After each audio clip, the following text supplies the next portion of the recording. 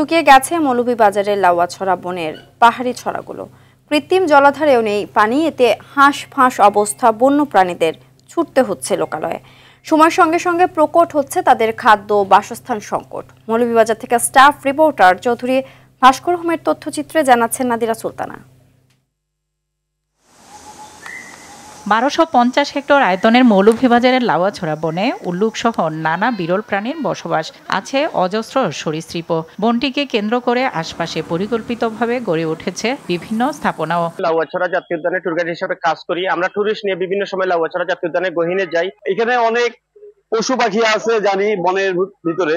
শুষ্ক মৌসুম এলেই শুকিয়ে যায় লাউয়াছড়া বনের প্রত্যেকটি ছড়া। তৃষ্ণা মেটাতে অনেক প্রাণী চলে যায় লোকালয়ে, এতে দেখা দেয় প্রাণ সংশয়। আমরা বারবার সেই দাবিটা জানাই আসছি যে লাউয়াছড়া বনে কিছু পরিত্যক্ত ছড়া আছে, সেই ছড়াগুলোকে পুনর্খনন করা অথবা পরিকল্পিতভাবে বন্যপ্রাণীদের জন্য পানির উৎস তৈরি করে দেওয়া। বন্যপ্রাণী রক্ষায় পরিকল্পিত জলাধার স্থাপনের উপর জোর দিলেন আরেক বিশেষজ্ঞ। আমরা সবসময় দাবি করে আসছি যে ব্রিডিং সিজনে 2 মাস বন সিল করা থাকুক, কোন রকমের টুরিস্ট বা কোন রকম বনজীবীরা এটা প্রবেশ করতে পারবে না। প্রাণীগুলা খাওয়ার নাই, প্রাণী ফলের গাছ নাই, ছড়ার মধ্যে পানি নাই, পানি না খাইলে তো বন্যপ্রাণী বাঁচে না।